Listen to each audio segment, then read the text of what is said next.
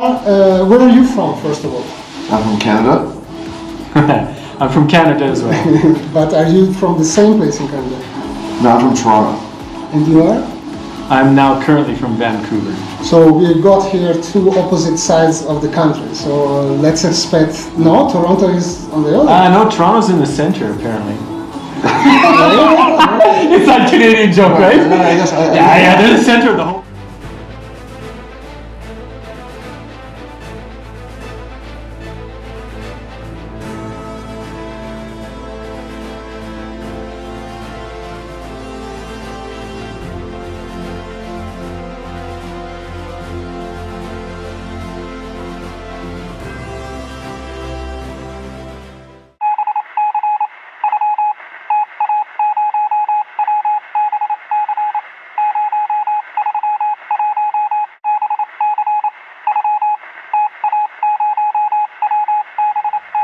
Well, good morning. Here we are in Arequipa, Peru.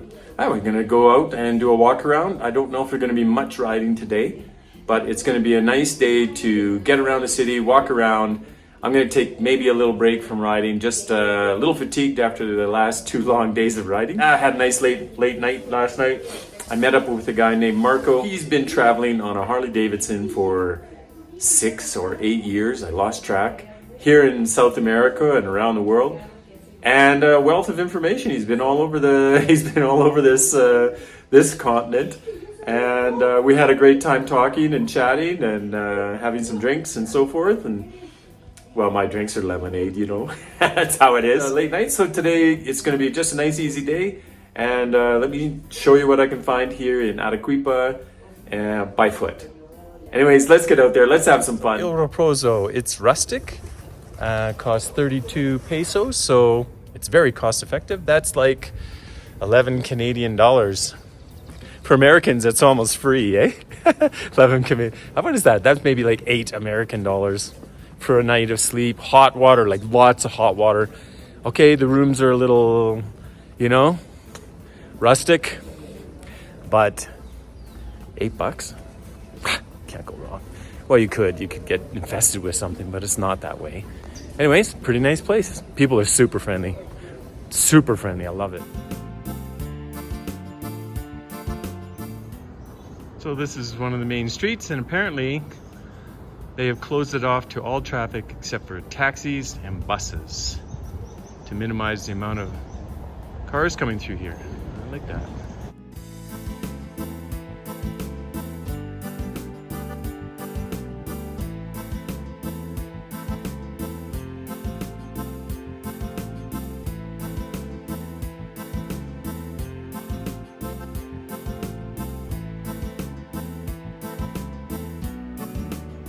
Well, I just popped into this little opening, and what a treasure I found in here. Huh. It's a little plaza, but well, it's pretty nice.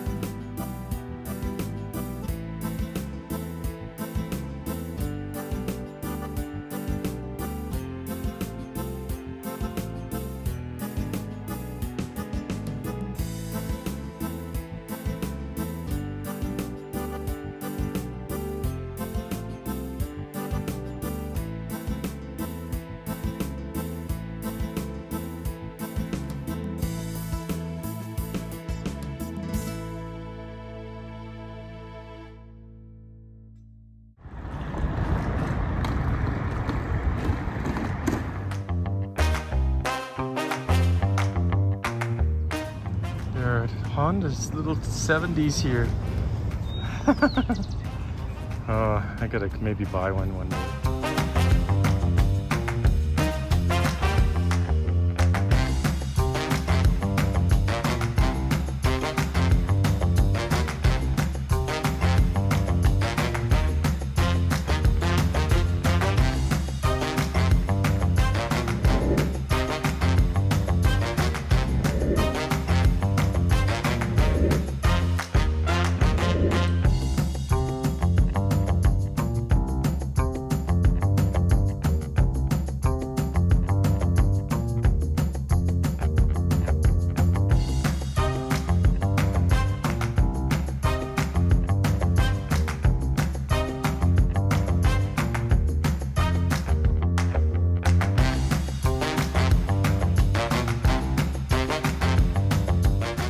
Well, later I met up with Marco and Patrick, both motorcycle enthusiasts. I'm together with two new motorcycle friends, Patrick and Darcy. I think I got it right, yes. Where are you from, first of all?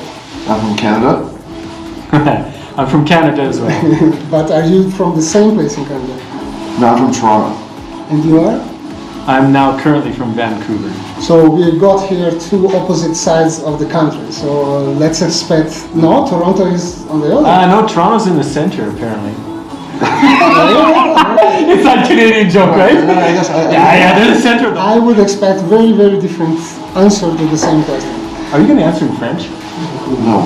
It's not going to be that different. Alright. Where are you riding from? Oh, I'm riding from Vancouver to the questionable Ushuaia. So that's quite a long It's a long trip, trip. yeah. And for you? Yeah, what's- so I started in Toronto, went up to Alaska, took a break for 4 months, and now from Seattle to, hopefully, I think Ushuaia, and then... So basically from Canada to here in Peru, how long did it take you guys to get here? October, November, December, January. 4 months. Okay. and I left November 23rd, so December? 2 months. Faster. So 2 months basically. 2 months. Yeah, Wow, you're really quite, fast. Quite a fast. No mechanical Yeah, issues. 2 months from Canada to here is quite fast. But the route you took must have been different. Like I went backcountry through Idaho, But to the mountains, and That then, adds time for sure. yeah, and then I had to zip back again to California to get tires because I couldn't buy tires anymore. and this is your first long time motorcycle ride, or you're veteran of this? No, so I knew I wanted to do this trip, and I did a BDR. It was my first, or I rode my motorcycle back from Colorado to Michigan, so that was like a 4-day trip. Then I did another week trip off-road, because I had never ridden. All my experience is on street bikes. Okay. So I did a week off-road on a BDR just to learn, or to get familiar with riding off-road. And that's one for a week, and that's my only experience. That's interesting. I did, in spring, I went to California for 3 weeks on a street bike. All I wanted to do was the twisties, right? Like I just got into all twisty roads, and then I needed to get back and I had to do that killer I-5 home.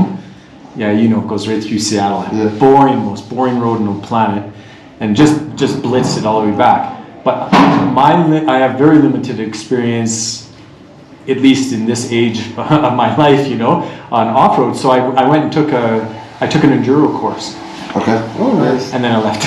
And I got to learn to stand on the bike, you know, the lessons that you got from it about. And I just got on a BDR and I did the Idaho BDR.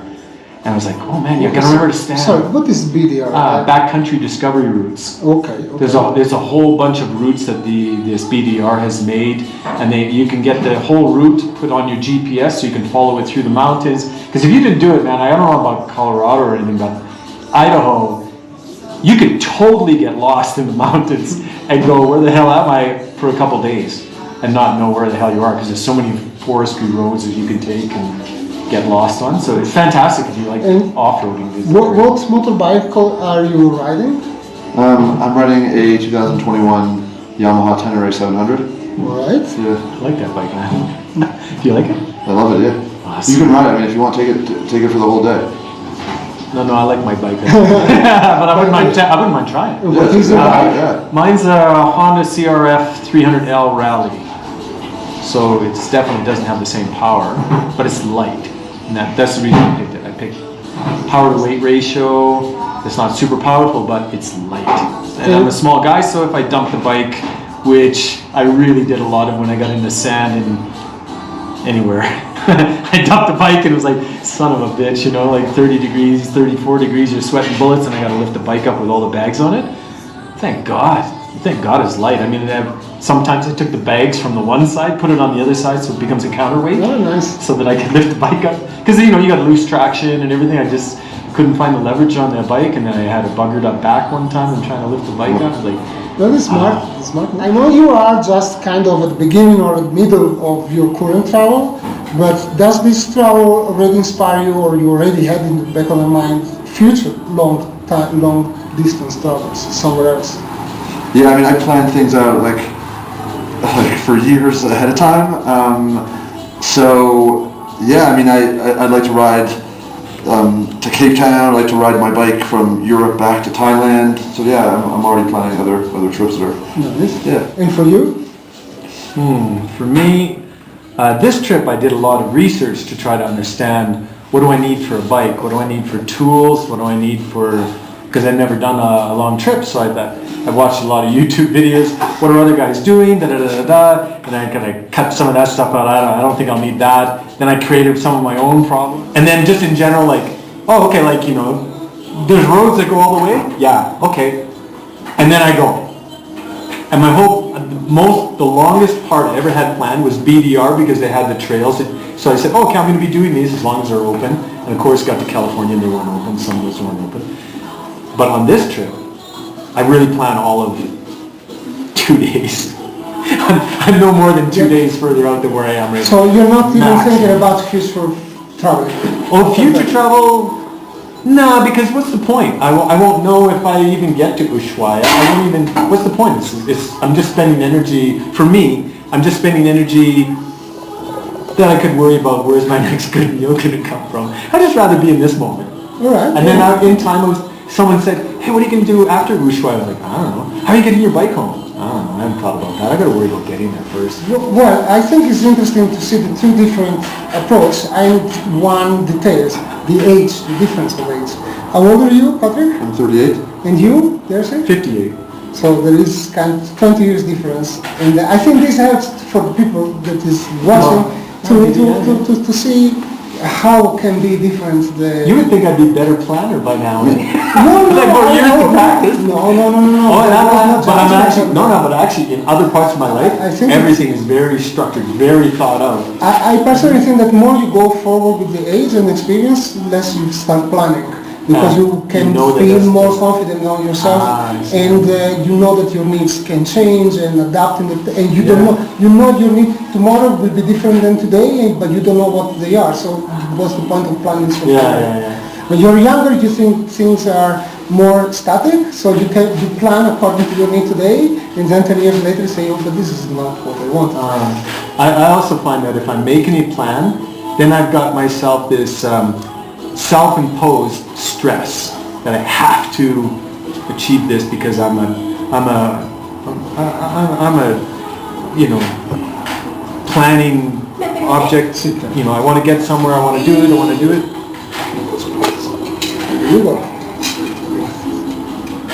And it's also amazing. I mean, you're like 58 and doing this. Like one of the reasons I put so much, I don't know, pressure, but I was like, oh, I got to do this. I want to do this trip. Was I don't know how I'm going to feel. I was like, oh, but now I'm not getting younger. I'm like, you know, that's what I said too. I'm not getting any younger. I'm going to get going on this. Yeah, because if not, like, it's easy to be like, oh, I'll just do it. I'll just do this next year. I'll do it later, or like a couple more years. Yeah. You do it when you can. Man. Do it when you can. Yeah. What is the best experience that you perceive in motorcycle traveling experience? What is the best anecdote or experience, that human experience that you have made that you would like to share? Oh, that's easy. The people I meet. Honestly, like the people I meet. Okay, like meeting these guys is great. I met other people on the road that they're like, you make a connection. You meet some people, you meet, but you don't connect. But yeah, for me, so far it's been the people. Seeing things, maybe I have a different experience from other travel in my life. For me, monuments and buildings, they're nice. They're just rocks stacked another way. You know, that's how I see them after a while. You know, after a while, if you've seen enough stuff, I kind of see it that way. But I understand other people haven't. They're like, oh man, those are really nice, and I want them to see this as well in my videos. I want them to see that. But for me personally, the people I'm meeting, that's number one. That's the number one thing.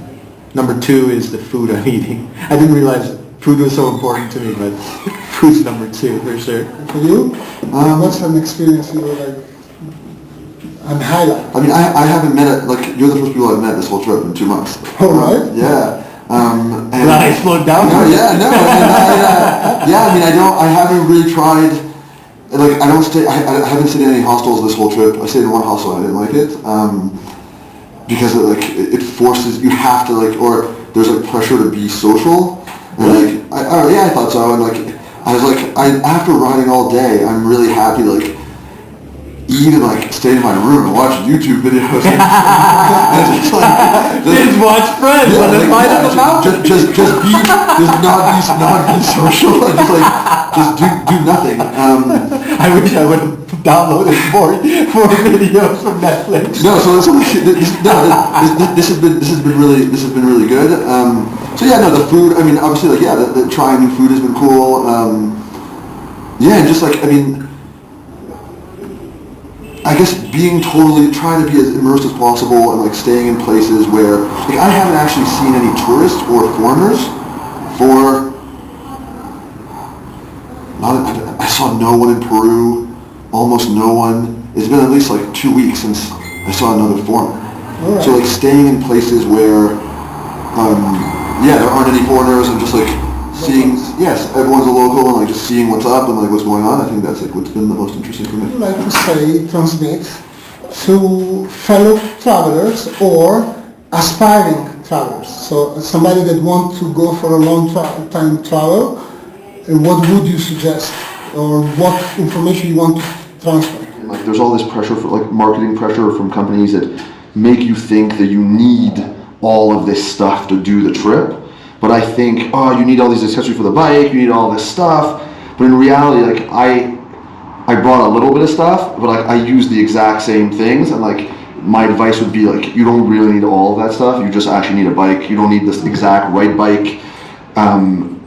And like you can just kind of figure it out on the way as you go along. So I would just say, like, if you're interested or like want to do it, just do it and like don't put it off and like don't wait until you have everything lined up and everything perfect.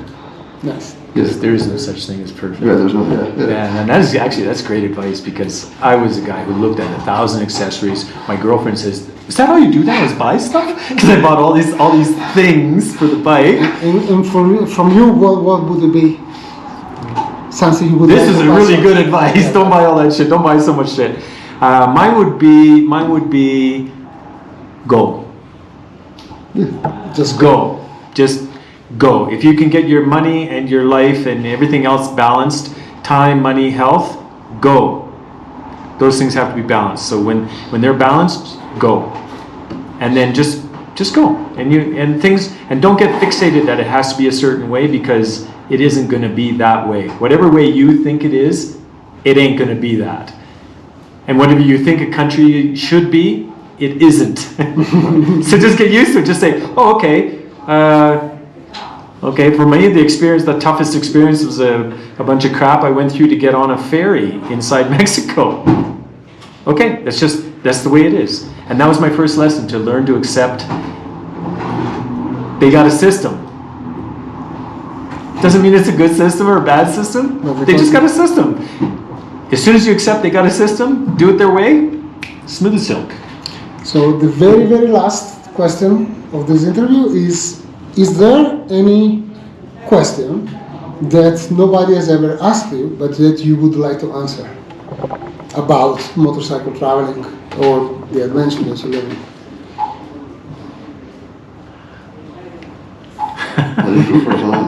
I lack so much knowledge. I think you'd be crazy to ask for my advice on what to do with your bike, other than change your mind. Change your mind about anything and everything. Just be fluid and say, oh, it's different. Okay, it's different. Just accept it and then try to embrace it. That'd be it. But you wouldn't even be crazy enough to ask me how to maintain a bike, because what would be the point? I'm horrible at it. I just learned how to lube a chain this year. Yeah, I mean, I don't know anything about motorcycle maintenance, or I didn't even know how to take the tires off my bike until someone showed me like a month ago, already a month into my trip. So mine was on a mountainside. Yeah, like Thank God he was there. And I like rolled into mechanics like after being off road, being like, okay, like what do I do? And like ask. So yeah, I would say I don't know if this is answering the question, but yeah, I'd say like I have actually no idea what I'm doing. Like I just figure it out like every single day, and usually, I mean, things end up just like working. Like things always aren't as bad as you might think, or at least I might think they will happen. Like things will always like work out. So even if you do break down or something happens, like what's the worst? Like I think the worst that could happen is like I'll sit on the side of the road for a couple hours, but eventually someone. Like even today, I was just pulled over on the side of the road talking to other people who were riding, and then a local person pulled up behind and got out of the car and, oh, are you guys okay? Is everything okay? So I think everything. That's cool. Yeah. Yeah, and like that's the first time it's happened, because it was the first time I'd been on the side of the road for like an hour. But eventually, I think everything will just like work out if if you like stay positive. Guys, thank you very much. Thank you, Patrick. Thank you, Darcy. That was very entertaining. Marco, no, that is great. Thanks, buddy. Right, thank you. Bye. Ciao. Well, that was great with Marco. If you want to find out more about his webpage, you can check out his Facebook group and the YouTube right here. And then, boom, spanked it out with a nice pizza. And that's it for the evening. I hope you enjoyed today's show. And if you did, give it a big thumbs up. Click the bell so you're notified when new episodes are released. Subscribe. Man, that makes it easier for you to find on your TV and your computer. Hey, share it with your friends. It's always great sharing things with your friends. Leave me a message. I love hearing from you guys. And the call to ride will continue. Thanks for watching. We'll see you in the next episode.